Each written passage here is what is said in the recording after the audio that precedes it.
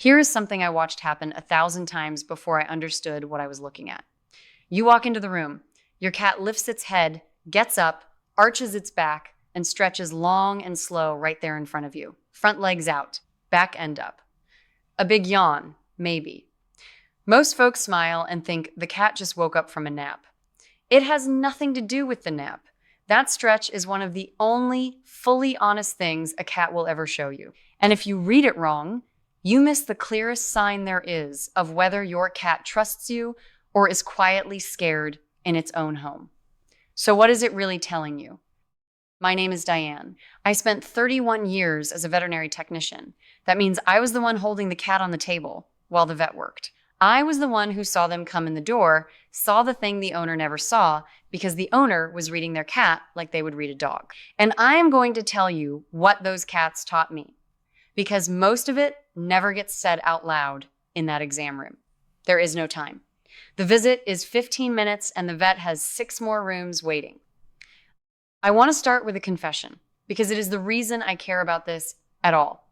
The first cat I ever owned was a gray tabby named Biscuit. Biscuit used to stretch when I came home, and I thought it was cute, and I never thought one thing more about it. What I did not know how to see was everything else he was doing. He stopped stretching that last year. He started sitting hunched. He hid more. I told myself he was just getting older. He was not old.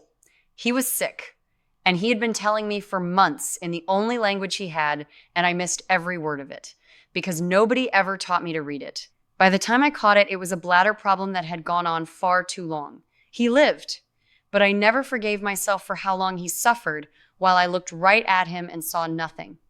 That is why I am doing this, because I was a professional and I still missed it in my own home. So if you have missed it too, you are in good company, and it is not your fault. Nobody teaches this. Quick word before I go further. The things I learned in that clinic, there is more of it than fits in any one video. I gathered the whole of it into a book you can buy in our pinned comment below. The book is the long version. If you want it, it is there. I will not mention it again. Now, back to that stretch. Here's the first thing you have to understand, and once you see it, you cannot unsee it. A cat is 2 animals in one body. It is a hunter, and it is also something that gets hunted. Out in the world, a cat kills mice and birds, and a cat gets killed by coyotes and hawks and dogs. So a cat is built all the way down to never show weakness, never show pain, never show fear if it can help it. Because in the wild, the animal that limps is the animal that gets eaten. This is the single most important fact about the animal sleeping on your couch. It hides everything. So when a cat does show you something, it means something. And a full stretch, belly and spine exposed, out in the open right in front of you, is a cat setting down its guard on purpose. The belly is the one place a cat protects above all others. It is where everything soft is. A cat that stretches out long and shows you that soft middle is telling you it does not believe you are going to hurt it. That is not a small thing. That is the whole relationship in one motion. So what is it really telling you? It is telling you it is safe. And that one word is the thread. Pull it. And the rest of the language comes with it. Here's what almost everybody gets wrong. They read a cat like they read a dog. A dog wears its heart on the outside. A dog is happy, you know it. A dog is scared, you know it. The tail, the face, the whole body shouts it. So people bring that same eye to a cat and they get nothing. And they decide the cat is cold, aloof, does not care. I heard it 1,000 times in that clinic. She just tolerates me. He is not really an affectionate cat. And almost every time, the cat was pouring out signals the whole visit, and the person had no idea. A cat does not talk loud. A cat talks quiet. It talks in the ears, the eyes, the tail, the whiskers, the way it holds its body. It is all there. It is just small, and it moves fast. You have to know where to look. I will give you one from the clinic that stuck with me. A woman brought in a big orange Tom, and the whole time she is telling me he is mean, he hates everybody, he does not have a loving bone in him. And I am watching this cat, and the cat is terrified. Not mean, terrified. Ears back, body low, tail wrapped in tight. Everything about him is saying, I am scared. Please do not. And at home, she read all of that as attitude, as a cat that just did not like her, when really he was a soft, frightened animal who had been asking her for help in plain sight for years, and she loved him the whole time and never knew he was afraid. That is the gap I am trying to close for you. Not because you do not love your cat, you clearly do, or you would not be here, but because loving them is not the same as understanding them. And the understanding is the part nobody ever hands you. Now, here is the part that costs people real money. And this is the part the 15-minute visit never has time to explain. When a cat is stressed, and by stressed I mean scared or anxious, for weeks and months at a time, it does not cry about it. It hides it, same as everything else. But stress does not disappear because the cat is hiding it. It goes somewhere. It comes out in the body.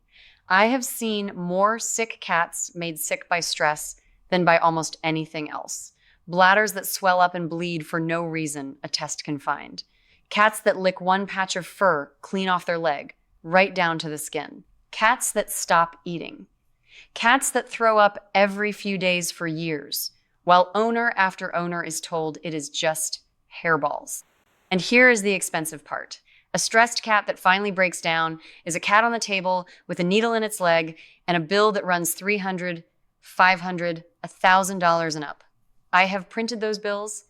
I have watched people cry over them. And the thing that breaks my heart is that so much of it started small and started quiet, and the cat was telling somebody for months and nobody knew the language. That is the real secret, if you want to call it a secret. It is not a pill. It is not a special food. It is not a $500 workup. The thing that catches most of it early is free, and it is sitting in your house right now. It is your own two eyes if somebody just teaches them what to look at. So here is the truth that turns the whole thing around. Your cat is not cold. Your cat is not aloof. Your cat has been talking to you this entire time. And the stretch, that long stretch in front of you, is the loudest, clearest word in its whole vocabulary. It means safe. It means I trust you. It means for right now in this room with you, I am not afraid. Learn to see that one word and you have the thread. Let me hand you the rest of the language now, one piece at a time. The first signal is the one we started with. I call it the greeting stretch. Your cat sees you, gets up, and stretches long toward you, front paws reaching, back arched, maybe a little shiver at the end. This is a hello. A stretch in your direction when you arrive is a warm hello and a sign the cat feels safe enough to let its guard down in front of you. Here is the trick, and this is the one I want you to carry out of this video above all the rest. Do not just notice that it happens. Notice when it stops. A cat that greeted you with a stretch every morning for 2 years and then quietly stops, that is not nothing. That is your first and earliest warning that something has changed. Pain stops the stretch. Fear stops the stretch. Sickness stops the stretch. Biscuit stopped stretching months before I admitted anything was wrong. If your cat's hello goes quiet, do not wait. That is the cheapest early alarm you will ever get, and it costs you nothing but paying attention. The second signal is the one people fall in love with once they learn it. I call it the slow blink. Watch your cat's eyes when it is looking at you, relaxed. If it looks at you and then slowly, softly closes its eyes and opens them again, easy, like it is half falling asleep at you, that is the closest thing a cat has to a kiss. A slow blink is a sign of trust and calm, and the wonderful part is you can send it right back. Look at your cat. Let your own eyes go soft. Slowly close them and open them. I have watched cold, scared, shelter cats melt the first time a person blinked at them right. Do it tonight. Give it a few days. A lot of cats will start blinking back at you once they learn you speak it too. The third signal lives in the tail. And the tail is the easiest part of the whole animal to read once you know the one thing. When a cat walks up to you with its tail held straight up in the air, sometimes with a little hook at the top like a question mark, that is a friendly greeting and an invitation to come close. Tail up is good. Tail up means the cat is glad to see you. The trick is to read the tail like the flag on a mailbox. Up and easy is a happy flag. But a tail that is low and clamped, or a tail lashing hard side to side like a whip, is the opposite. That is a cat that is upset or afraid, and that is the moment to give it room. not a moment to reach in and pet. More people get bit because they saw a lashing tail and thought the cat was excited to play. It was not. The fourth signal is the one owners get exactly backwards. And this one has drawn more blood than all the rest combined. Your cat rolls over and shows you its belly. You think an invitation to rub that soft belly, you reach in and you get grabbed with all 4 feet and a set of teeth. Here is the truth. When a cat shows you its belly, it is not asking for a belly rub. It is showing you the most defended, most vulnerable part of its whole body because it trusts you enough to be that exposed. It is a display of trust, not a request. The belly is a trap for your hand. So do not take the bait. Tell the cat it is a good cat. Admire the belly and rub the head or the chin instead.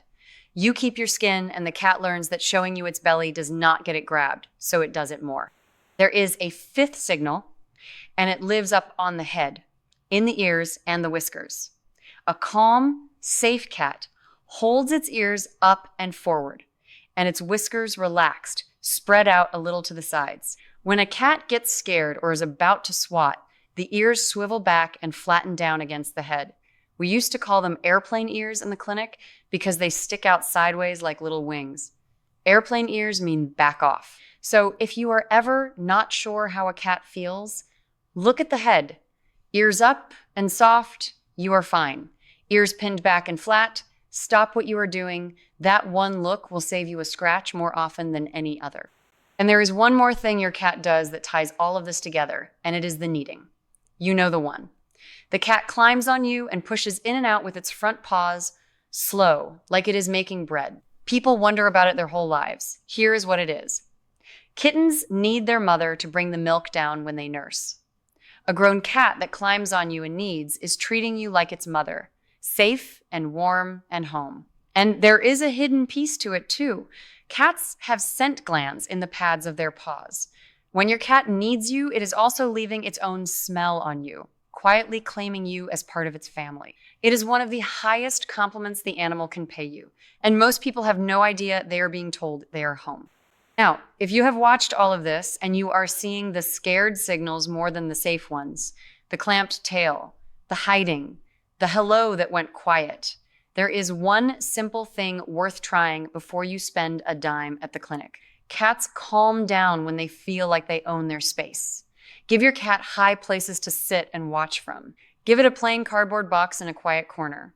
And I mean a real box, free, off your porch. Because a box a cat can hide in and see out of does more for a nervous cat than most things you can buy. And if you want one product, there is a plug-in called a pheromone diffuser. One brand is Fellaway, runs you about $25 or $30. It puts out a copy of the calming scent a mother cat gives off. It is not magic and it will not fix a sick cat. But for a tense household, it takes the edge off. Plug it in near where the cat spends its day and give it a good 2 to 4 weeks. You are looking for small changes, more time out in the open. The stretch coming back. Now let me pull back and tell you why any of this matters, because it is bigger than a cute stretch on the kitchen floor. A cat that trusts you and feels safe is not just a happier cat. It is a healthier cat and a cheaper cat to keep. Fear and stress in cats do not stay in the mind. They come out in the body, in the bladder, in the skin, in the gut. Catch a scared cat early, ease the fear, and you can head off the kind of trouble that ends with a needle and a bill and a long, quiet drive home with an empty carrier. I have made that drive with too many families. Almost every time when we looked back, the cat had been telling them for months. Here is the hard thing I learned in 31 years, and it is the whole point of everything I just said. The people whose cats did best were not the ones who spent the most money. They were the ones who paid the closest attention. They knew their cat's normal. They knew what the hello looked like, and they noticed the day it changed. That is it. That is the secret the 15-minute visit does not have time to teach you. You are with your cat every single day. The vet sees it twice a year. You are the one who can catch it early. And I will tell you the thing the older techs told me when I started, the thing I did not believe until I had seen it a few hundred times myself. A cat will let you help it, but only after it trusts you. And it will only trust you after you have proven day after day that you can be trusted. There is no shortcut around that. You cannot buy it and you cannot rush it. You earn it in small, quiet moments. A slow blink, a hand that did not grab the belly, a voice that stayed soft. Do enough of those, and one day, the scared cat in the corner walks out and stretches right there in front of you, and you will know exactly what it just said. So here is what I want you to do tonight.